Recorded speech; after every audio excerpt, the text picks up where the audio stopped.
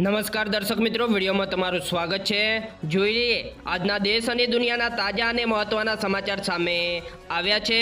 તો મિત્રો આ સમાચાર ધ્યાનથી સાંભળવા વિનંતી, કારણ કે આજના સમાચાર તમારા માટે ખૂબ જ ઉપયોગી અને આવનારા સમયમાં લાભદાયક પણ બની શકે છે। સૌપ્રથમ વાત કરીએ આજના મુખ્ય સમાચાર ઉપર, તો નિકાસ પ્રતિબંધિત ખેડૂતો નિરાશ, સરકાર 5 લાખ ટન રવિ ડુંગળી ખરીદશે। જી હા દોસ્તો, એમાં મિત્રો વિગતથી વાત કરીએ તો ડુંગળીની નિકાસ બેહુદ્દત લંબાવવાના દેશની વિવિધ મંડળીઓમાં ગુજરાતના ભાવ ઘટી જતા ખેડૂતો તરફથી ઊભા થયેલા વિરોધને ધ્યાનમાં રાખી ખુલ્લા બજારમાં કાંદાની ખરીદી શરૂ કરવા સરકારે ખાતરી ઉચ્ચારી છે। જી હા દોસ્તો, અને ખેડૂતોના હિત માટે જણાવવા આગામી 2-3 દિવસમાં રવિ કાંદાની ખરીદી શરૂ કરાશે।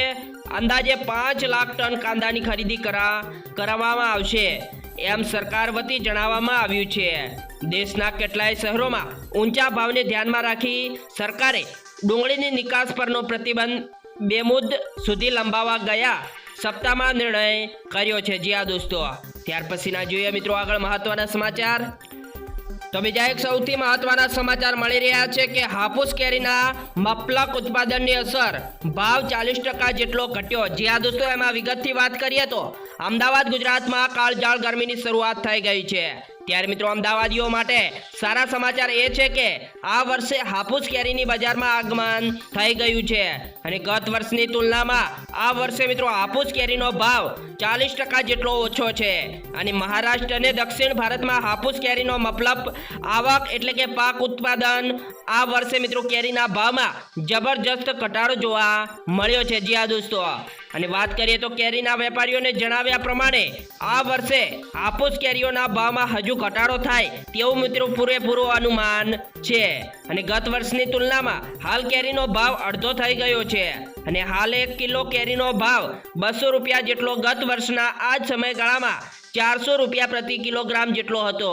પરંતુ ઓર્ગેનિક હાફૂસ કેરી પણ સસ્તી છે અને હાફૂસ કેરીની હોલસેલ કિંમત 20 કિલોગ્રામના 4500 રૂપિયા જેટલી થાય છે, એટલે કે આ કેરીનો ભાવ પ્રતિ કિલોએ 225 રૂપિયા જેટલો થાય છે। તો ખરેખર મિત્રો હાફૂસ કેરીનો મબલક ઉત્પાદનની અસર ભાવમાં મિત્રો 40% જેટલો ઘટાડો જોવા મળ્યો છે। ત્યાર પછીના જોઈએ મિત્રો આગળ મહત્વના સમાચાર। તો મિત્રો હાલ અત્યારે ખેડૂતોને લઈને એક મહત્વના સમાચાર સામે આવ્યા છે।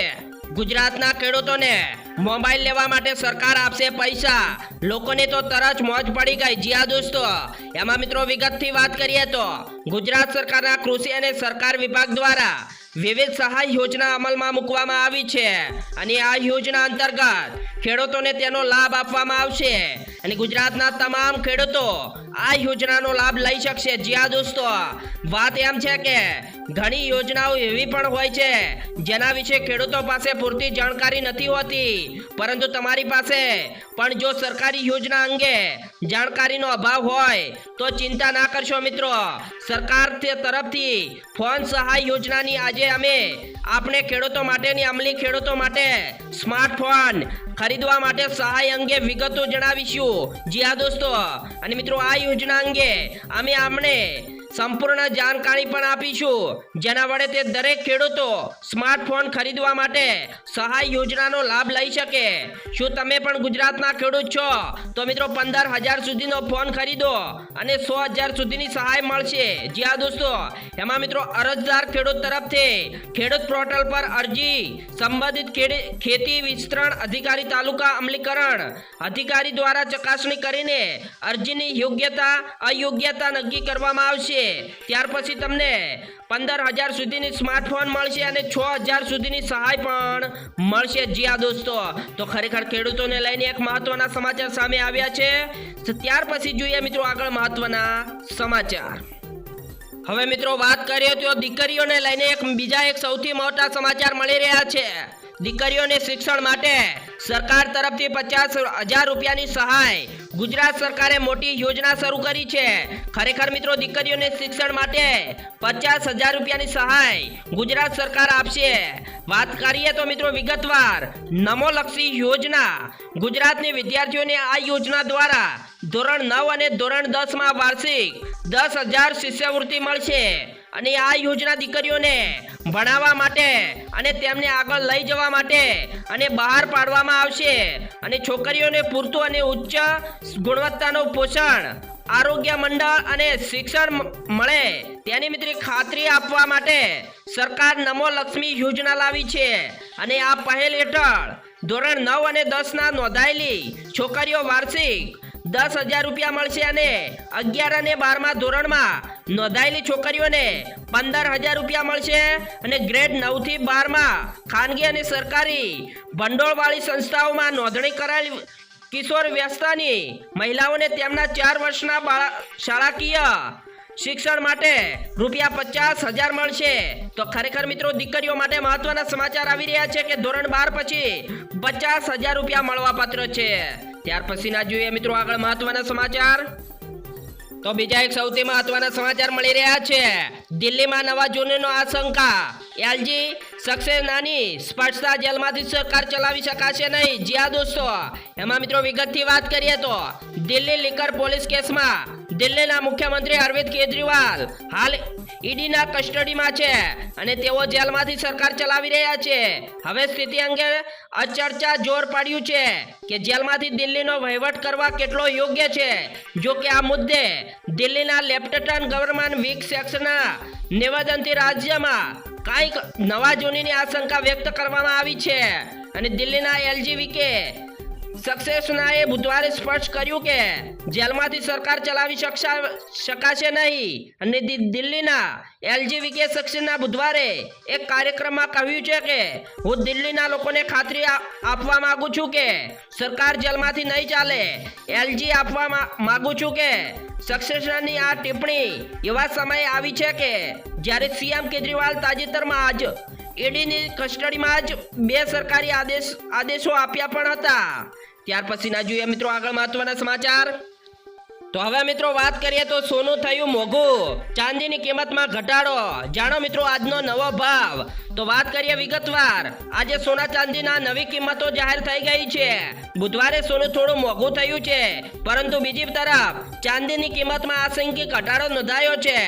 એચડીએફસી સિક્યુરિટી મુજબ વૈશ્વિક સ્તરે મજબૂત વલણના કારણે સ્થાનિક બજારમાં આજે 10 ગ્રામ સોનાની કિંમત 150 રૂપિયાને વધીને 67,000 પર પહોંચી છે, જ્યારે ચાંદીની કિંમતમાં 250 રૂપિયાની આંશિક ઘટાડો નોંધાયો છે. આજે મિત્રો ચાંદી પર પ્રતિ કિલોએ રૂપિયા 77,250ના નવા ભાવે બંધ થયા છે, જ્યારે વાયદા કારોબારમાં 10 ગ્રામ સોનાની કિંમત 44 રૂપિયા ઘટીને 67,070 પર પહોંચી છે. મલ્ટી કોમોડિટી એક્સચેન્જ પર એપ્રિલ ડિલિવરી માટેના સોનાના કોન્ટ્રાક્ટરની કિંમત 44 રૂપિયા અથવા 0.07% ઘટાડા સાથે 67,070 રૂપિયા પ્રતિ 10 ગ્રામ પહોંચી ગયા છે, જેમાં 5,253 લોટનો કારોબાર નોંધાયો છે. ત્યાર પછી જોઈએ મિત્રો આગળ મહત્વના સમાચાર. તો બીજા એક સૌથી મહત્વના સમાચાર મળી રહ્યા છે કે ગુજરાતમાં ઘેરાયા મોદી સરકારના મંત્રી. ચૂંટણી પંચમાં મામલો પહોંચ્યો. જ્યાં દોસ્તો એમાં વિગતની વાત કરીએ તો કેન્દ્રીય મંત્રી અને પહેલી વખત રાજકોટથી લોકસભા લડી રહેલા પરસોત્તમ રૂપાલાને તેમનું એક નિવેદન બહુ ભારે પડ્યું છે.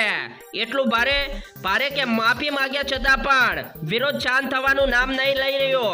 વાત કરીએ તો ક્ષત્રિય સમાજ વિશે તેમણે કરેલી ટિપ્પણીથી સમાજ એટલો નારાજ થયો છે કે રૂપાલા સામે ફરિયાદ દાખલ કરવાની માંગ પણ અડગ છે. રાજકોટથી ભાજપના ઉમેદવાર પરસોત્તમ રૂપાલાએ આપણે આપેલું એક નિવેદન તેમને ખૂબ જ ભારે પડી રહ્યું છે. એક સમાજ વિશે કરેલી ટિપ્પણીના કારણે તેમને સામે વિરોધનો વંડોળ શાંત થવાનું નામ નથી લઈ રહ્યો અને ક્ષત્રિય સમાજ ફરિયાદ દાખલ કરવાની માંગ પણ અડગ છે. ત્યાં ફરી ક્યાંક ઉઠ્યો આક્રમણ વિરોધ. જ્યાં દોસ્તો હવે માફી નહીં પણ. ત્યાર પછી ના જોઈએ મિત્રો આગળ મહત્વના સમાચાર. હવે મિત્રો વાત કરીએ તો ખુશખબર આંગણવાડી વર્કર બહેનો માટે સરકાર તરફથી ફોન આપવામાં આવશે. એમાં મિત્રો વિગતથી વાત કરીએ તો સરકારની જાહેરાત આંગણવાડી કેન્દ્રમાં વર્કર બહેનોને ફોન આપવામાં આવશે. જાણો શું હવે પ્રોસેસ હમણાં સરકાર દ્વારા જાહેરાત કરવામાં આવી છે કે આંગણવાડી કેન્દ્રમાં જે બહેનો કામ કરે છે તેમના માટે સારા સમાચાર આવ્યા છે. તેમને કેન્દ્ર અને રાજ્ય સરકાર તરફથી એક ફોન આપવામાં આવશે અને એક ફોન આપવામાં આવશે તો 60% કેન્દ્ર સરકાર આપશે અને 40% રાજ્ય સરકાર આપશે અને બીજી વાત એ તો બેંકમાં ડાયરેક્ટ પૈસા ટ્રાન્સફર કરવામાં આવશે. તો ખરેખર મિત્રો ખુશ ખબર આંગણવાડી વર્કર બહેનો માટે એક સરકાર દ્વારા ફોન આપવામાં આવશે.